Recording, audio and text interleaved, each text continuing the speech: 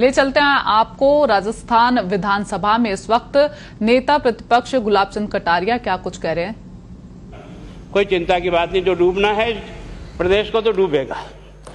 मतलब 10 वर्ष में चाहे मेरी सरकार रही हो चाहे आपकी रही हो, किसी मैं स्वयं शिक्षा मंत्री हूँ, अपराधी होऊंगा, कोई चिंता की बात नहीं।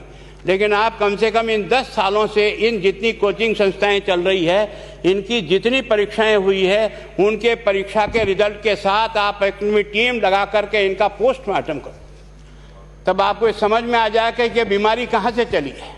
ये बीमारी इन व्यवसायियों के थ्रू चली है।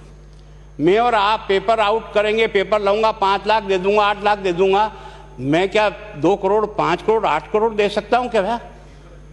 ये सारे के सारे जो पैसे देने वाले बड़े बड़े दिग्गज लोग हैं, जो कोई 10 करोड़ में पेपर ले जाता है, कोई 3 करोड़ में ले जाता है, कोई 2 करोड़ में ले जाता है, फिर अपने कोचिंग संस्थान में रिजल्ट लाता है, उसके बाद बड़े बड़े पोस्टर बाहर लगाता है, मेरा 100% सिलेक्शन। ये है बीमारी की जड़।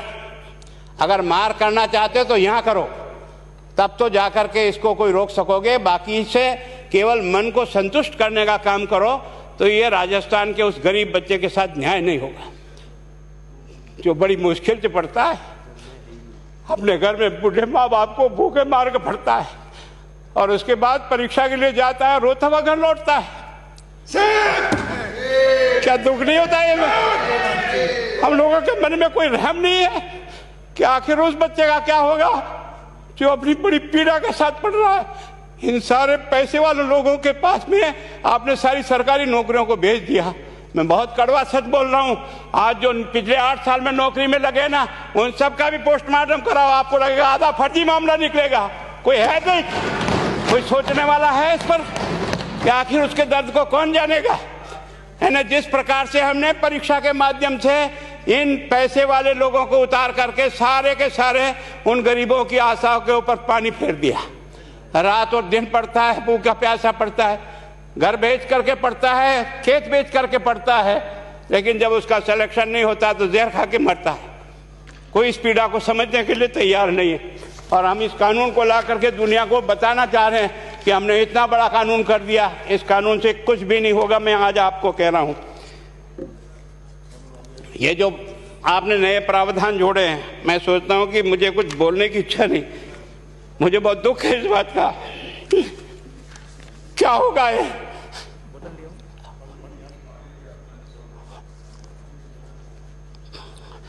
किस तरह की गैंग पालनी है हमने? पानी पिला दो, है ना। मैं उस दिन भी पूछा था कि मैंने कहा ये शिक्षा संकुल पे है, जिन लोगों को ड्यूटी पे लगाया, इसको लगाने वाला दोषी कौन है, जिसके कारण से पेपर जो है ना काट करके निकाल दिया। ये तो ठीक है, भाग्य हमारा अच्छा था कि सवाई माधोपुर की घटना छूट गई और एसओजी को उसमें हाथ में लग करके कुछ केस लग गया। अगर वो केस नहीं लगता तो आज आपकी सारी नौकरी पर इन सब बड़े बड़े दलालों के स्कूल में पढ़ने वाले बच्चे होते और मेरा गरीब का बच्चा अपना घर लौट के जाता। क्या दुर्भाग्य है। और इस कारण से केवल इसके लिए खुश मत हो जाओ कि हमने कानून बहुत सख्त बना दिया इसलिए अपराधी रुक जाएगा। नहीं, सिस्टम को बदलना होगा, ये परीक्षा का सिस्टम चेंज करना होगा। मैं सोचता हूं कि क्या हम इतने अक्लमंद बैठे हैं, क्या इस व्यवस्था को चेंज नहीं कर सकते? क्या एक ही पेपर हर राजस्थान में 20 लाख बच्चों को दिया जाए? क्या इसका कोई ऑल्टरनेट नहीं हो सकता? इसका ऑल्टरनेट सोचना चाहिए कि हम परीक्षा को टुकड़े टुकड़ों में कैसे कर सकते हैं। जिले के अनुसार पेपर नहीं, एक नहीं हम 25 पेपर बना सकते हैं। कौन से सेंटर पर कौन सा पेपर जाएगा कोई तय नहीं करेगा कौन सा जाएगा, और हम जो इच्छा होगी उस सेंटर पे वो पेपर भेजेंगे। और ये जितने भी प्राइवेट कॉलेजों में आपने सेंटर बना रखे उनको बंद करो, इनको तुरंत बंद करिए एक ऑर्डर से। जितने भी सरकारी विद्यालय है और सरकारी नौकर ही एग्जामिनर बनेगा और एग्जामिनेशन करेगा, तब तो आप इसको बचा पाओगे। ताकि आप और मैं कितने भी कानून बदल कर दें, आपका वो जांच करेगा, आपका वो अधिकारी आएगा। आपने कहा भाई सेशन जज के नीचे नियुक्ति नहीं होगी, इसके अलग से कोर्ट होगा, बहुत अच्छी बात है। प्रोविजन जो आपने डाले हैं वो स्वागत योग्य, स्वागत करता हूं, पर इन प्रोविजन को लागू तो आप और मैं ही करूंगा, कौन करेगा? जब हम ही ठीक नहीं है तो इन प्रोविजन क्या रोएंगे अंदर बैठे बैठे? जब तक हमारा दिल और दिमाग ठीक नहीं होगा ना, इस बीमारी का इलाज नहीं होगा। हमने शिक्षा के मंदिर को भ्रष्टाचार की भट्टी में जलाकर खाक कर दिया। दुर्भाग्य हमारा, जहां से कोई आशा की किरण दिखती थी उस गरीब को कि चलो मैं अपनी मेहनत से आगे बढ़ जाऊंगा, लेकिन अब वो निराशा में आ गया। उसको लगा कि अब कोई रास्ता नहीं है। और इस कारण से मैं सोचता हूं कि आप जिस भावना से लाया, मैं आपकी भावना की इज्जत करता हूं, लेकिन केवल आपकी भावना इन बेईमानों को नहीं रोक सकेगी। इसको रोकने के लिए हमको सिस्टम को बदल करके और तुरंत उस पर ध्यान करना चाहिए। कानून 302 का बना हुआ है, क्या मर्डर रुक गए?